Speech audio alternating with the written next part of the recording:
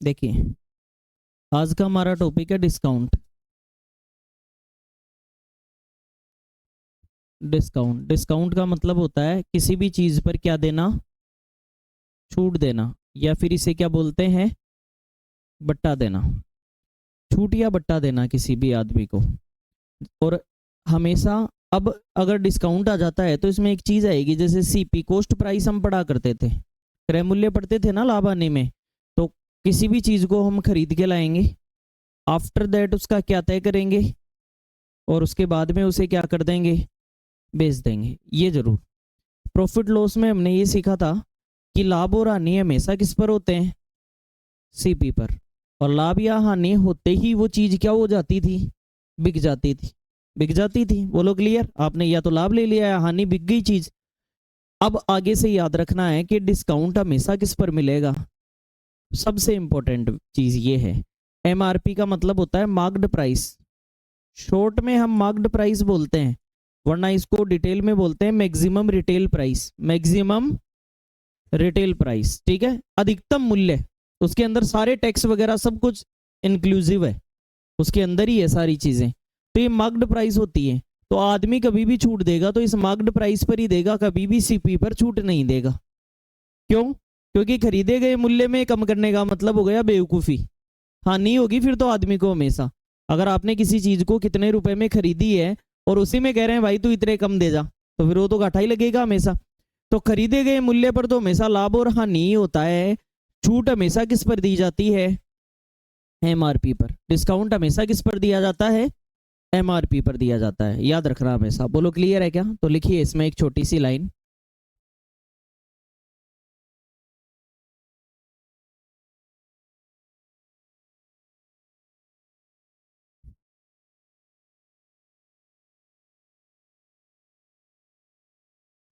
छूट हमेशा अंकित मूल्य पर दी जाती है। छूट हमेशा अंकित मूल्य पर दी जाती है। Discount is always gives on MRP. छूट हमेशा अंकित मूल्य पर दी जाती है। छूट हमेशा अंकित मूल्य पर दी जाती है। Discount is always gives on MRP. इसी एमआरपी को मार्क्ड प्राइस को अंकित मूल्य बोलते हैं। अंकित करना किसी भी चीज को यानी लिखना, तो अंकित मूल्य बोला जाता है। इसी का दूसरा नाम जो आएगा, ये मुद्रित मूल्य कह सकते हैं इसे। अंकित मूल्य या फिर कैसा मूल्य कह सकते हैं, मुद्रित मूल्य। ध्यान रखना। तो ये दोनों ही चीजें, मुद्रित भी लिखा हुआ आ सकता है, अंकित भी। एमआरपी लिखा हुआ आ सकता है, मार्क्ड प्राइस या मैक्सिमम रिटेल प्राइस। ये सारी वैल्यूज आपकी लिखी हुई आ सकती हैं। सीपी का मतलब क्रय मूल्य, फिर से लिख देना इस टॉपिक में, क्रय मूल्य, कॉस्ट प्राइस, ऐसा मूल्य जिस पर चीज खरीदी गई है। एमआरपी का मतलब मार्क्ड प्राइस, अंकित मूल्य, मुद्रित मूल्य। और एसपी का मतलब विक्रय मूल्य, जिस मूल्य पर कोई चीज बिकी हुई है, विक्रय मूल्य। इसे कहते हैं सेलिंग प्राइस।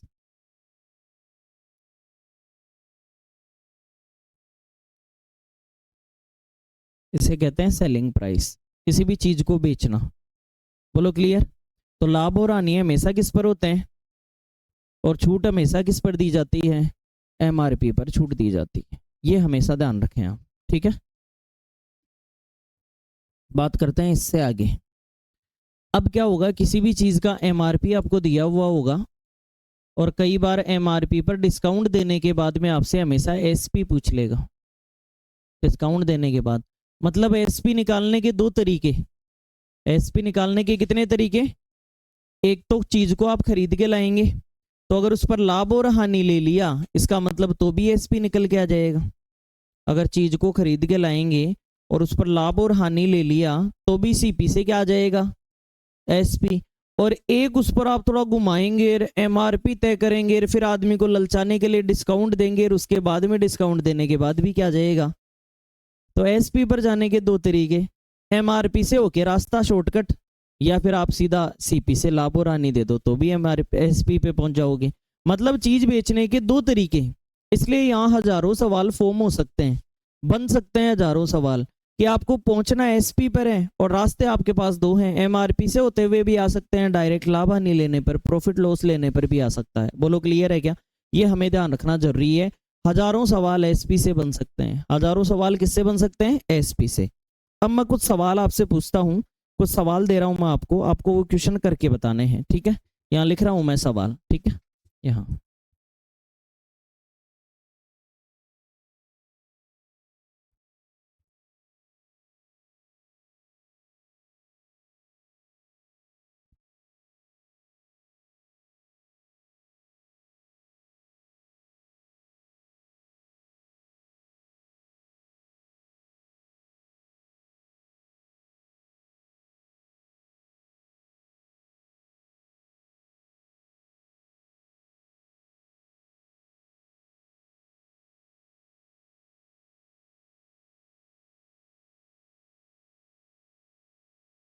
ये क्वेश्चन आपके सामने लिखा हुआ है कि एक वस्तु का एमआरपी कितने रुपए है? 4000 रुपए। The MRP of an article is 4000 rupees. इसे 3600 रुपए में बेचा गया है। We sold it on 3600 rupees. और फिर कह दिया कि छूट प्रतिशत बताइए, कितने परसेंट हमने उस पर डिस्काउंट दे दिया। 3600 की जगह आप इसे 3400 भी लिख सकते हैं, आपके अकॉर्डिंग चेंज कर सकते हैं। आप विक्रय मूल्य कितना भी रख सकता है आदमी। तो ऐसे सवाल में आप सबसे पहले क्या लिखेंगे बताइए? एमआरपी। आप ऐसे सवाल में सबसे पहले क्या लिखेंगे? एमआरपी। बताइए उस वस्तु पर अंकित कितना किया हुआ था? 4000। और आपने उस वस्तु को बेच दिया कितने में? तो आप ये देखेंगे कि कितने कम कर दिए। 400 कितने में से कम किए, और परसेंटेज में बताना है तो गुणा क्या कर दें। ये इंपॉर्टेंट बात है, छूट निकालना कहीं से भी। 400 की छूट दे दी, 4000 पर गुणा क्या कर दिया? 100। 2 जीरो से क्या कट गया? 40 से 40 एक बार और जीरो लगा दो। बताओ कितने परसेंट आ गया? 10% की छूट या डिस्काउंट या बट्टा, ये चीज बोलेंगे हम। बोलो क्लियर है क्या? नोट करें।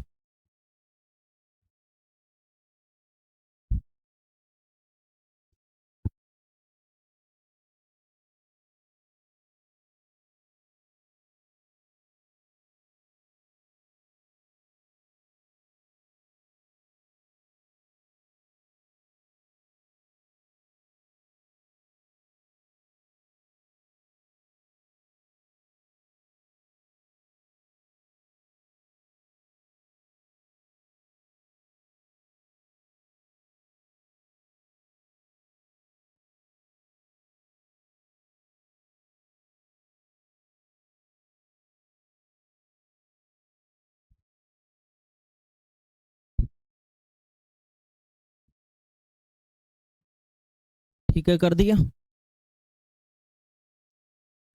Next question.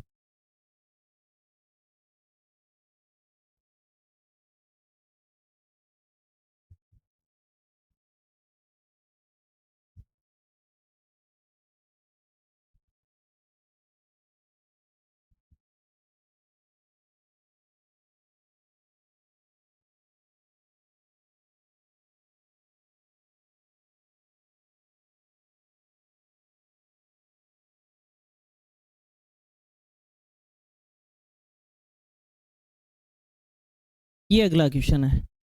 एक आर्टिकल है, an article, MRP is 1400 rupees and we sold it on 1190 rupees. Then calculate discount percentage. छूट का प्रतिशत आपको ज्ञात करना है।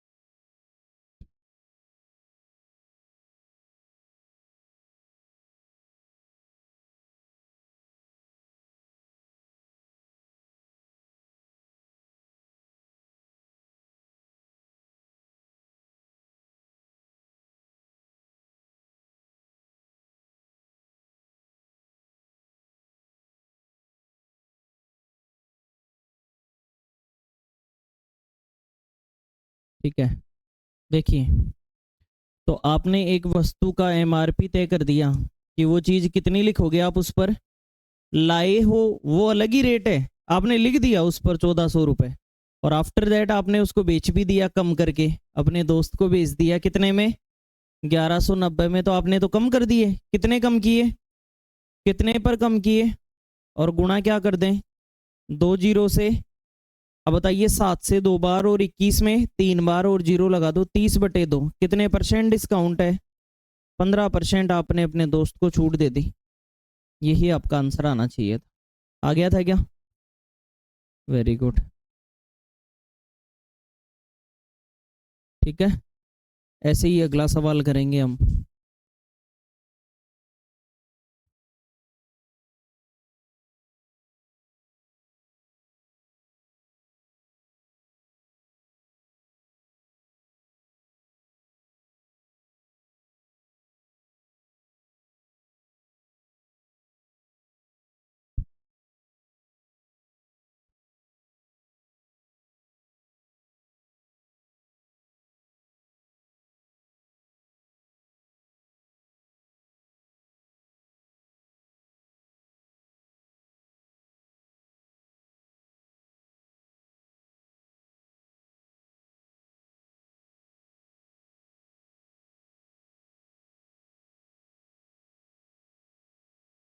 ये वाला सवाल, MRP of an article is 800 rupees and selling price is 450 rupees, then calculate discount percentage. छूट का प्रतिशत आपको ज्ञात करना है। क्या आंसर आता है आपका?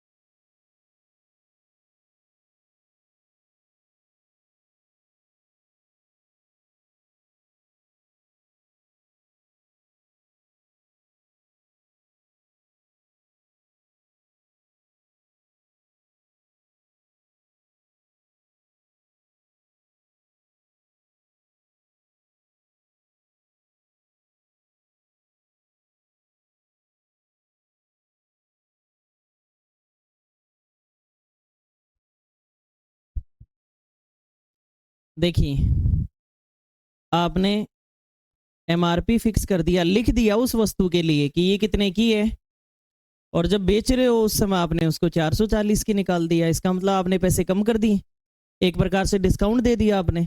और डिस्काउंट जो अंतर है वो ही डिस्काउंट है। तो बताओ कितने रुपए कम कर दिए, कितने पर, गुणा क्या कर दें, 2 जीरो से, 8 चौक 32 और 8 पंजे 40, कितना आया, 45% का बट्टा छूट या डिस्काउंट दे दिया। इस प्रकार से हम उत्तर दे सकते हैं। बोलो क्लियर? अभी तक हमें एक मुश्त छूट दे रहे हैं, हम छूट को 2 बार में भी दे सकते हैं। जैसे एक बार हमने पैसा कम कर दिया, फिर दूसरी बार में कम कर दिया। कई बार क्या होता है, पहले से कोई कंपनी छूट दे रही होती है, या फिर कई बार आप सामान लेने जा रहे हो तो अगले से कहते हो कि भाई साहब ये कितने की चीज़ है, अगला कहेगा 2000 की है ये तो। बोला डिस्काउंट, बोला कंपनी की तरफ से 20% का डिस्काउंट है, तो 200 और 200 400, 400 रुपए का कम कर दो, तो कितने आ गए, 1600। आप लास्ट में पकड़ाते टाइम 1500 पकड़ा के आ गए, तो इसका मतलब अगले ने कितने और कम कर दिए, 100 रुपए। तो वो भी तो डिस्काउंट है एक प्रकार का। तो ऐसे भी सवाल पूछे जा सकते हैं। कैसे क्वेश्चन आएगा उसकी बात करते हैं एक बार। क्वेश्चन है,